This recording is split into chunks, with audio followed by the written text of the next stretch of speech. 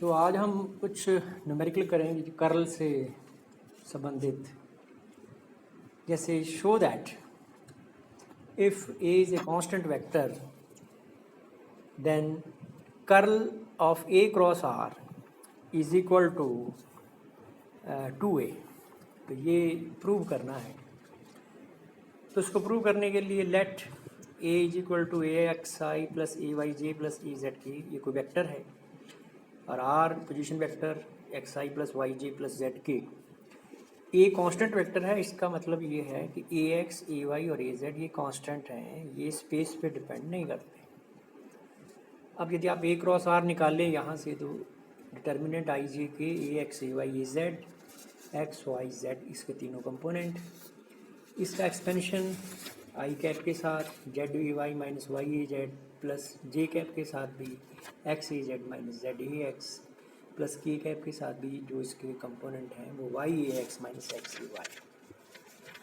अब इस vector A cross are का हमें कर्ल लेना है। तो कर्ल लेने के लिए curl of A cross are is equal to again I J K, determinant है ये del by del x del by del Y del by del Z.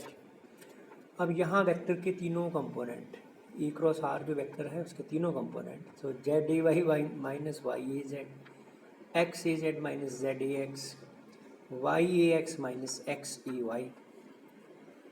अब आप इसका एक्सपेंशन करिए तो आई कैप के साथ ध्यान रखिए कि del by del y of y A x minus x A y, क्योंकि ए एक्स ए वाई और ए जेड कॉन्स्टेंट हैं इसलिए डेल बाई डेल वाई का जो डेरिवेटिव है वो सिर्फ ए एक्स ही आएगा।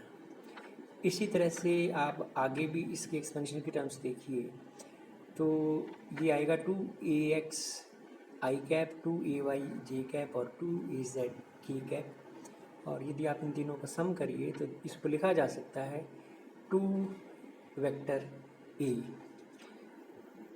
यही प्रूव करना था इस सवाल के अंदर। अब देखिए जो एक और आइडेंटिटी है जो कई बार यूज़ में आती है कर्ल की, कि curl of phi A is equal to phi del cross A plus del phi cross a. इसको प्रूव करने के लिए आप शुरुआत कीजिए डेल क्रॉस फाई ए से। यहाँ पे ए जो है वेक्टर मान लीजिए x I plus A Y J plus A Z के। इस सवाल के अंदर जो वेक्टर ए है ये कोई कांस्टेंट वेक्टर नहीं है, ऐसा इसने कुछ नहीं लिखा। इसका मतलब हम इसको कांस्टेंट वेक्टर नहीं ट्रीट करेंगे, इसको भी वेक्टर फील्ड ही मानेंगे।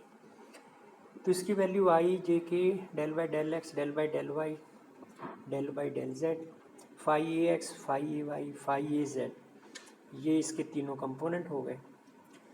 अब आप इसके एक्सपेंशन कीजिए आई कैप के साथ, इस डिटर्मिनेंट की value del by del y of i cap के साथ डेल बाई डेल वाई आएगा यहाँ पर and minus del by del z of phi a y ये आएगा प्लस जे कैप के साथ भी इसी तरह से एक्सपेंशन और के कैप के साथ भी एक्सपेंशन जो है वो इसी का यहाँ पर हो जाएगा। अब इसके आगे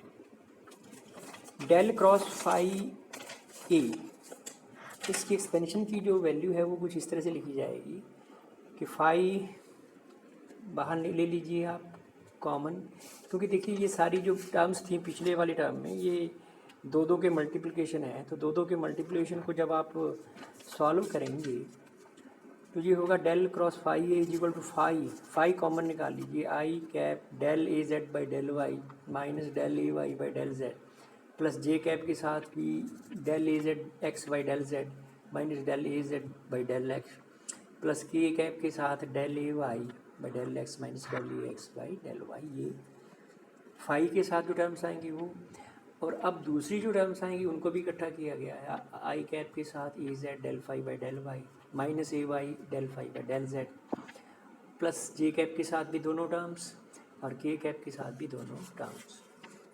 इस इक्वेशन को आप मार्क कर दीजिए 1। अब इसके आगे ग्रेडियंट ऑफ फाई आप जानते हैं, ग्रेडियंट ऑफ फाई की जो वैल्यू होती है ये है I del phi by del X plus J del phi by del Y plus K del phi by del Z. और ए वेक्टर जो होता है वो A x I plus A Y J plus A Z K. Del phi cross A, ये जो आएगा ये आएगा आई जे के del phi by del x, del phi by del Y, del phi by del Z, A x A y A Z. अब ये जो cross product है इसकी वैल्यू आएगी आई कैप के साथ ये दोनों टर्म्स प्लस जे कैप के साथ ये दोनों टर्म्स प्लस के कैप के साथ है ये दोनों टर्म्स। अब आप चेक करिए कि साहब ये जो यहाँ पे लिखी हुई है डेल फाई क्रॉस ए की वैल्यू ये वाली, और जो इक्वेशन नंबर 1 के अंदर ये लिखी हुई टर्म्स है ये वाली, तो ये दोनों जो है वो सेम है। और इसके अलावा जो फर्स्ट टर्म थी इक्वेशन 1 के अंदर that is just del cross E, तो आप यहाँ पे लिख सकते हैं del cross phi A is equal to phi del cross A plus del phi cross A, क्योंकि डेल फाई क्रॉस ए जो है वो इसकी की वैल्यू आपने यहाँ से रखी थी, यही जो था वो हमें यहाँ पे प्रूव करना है।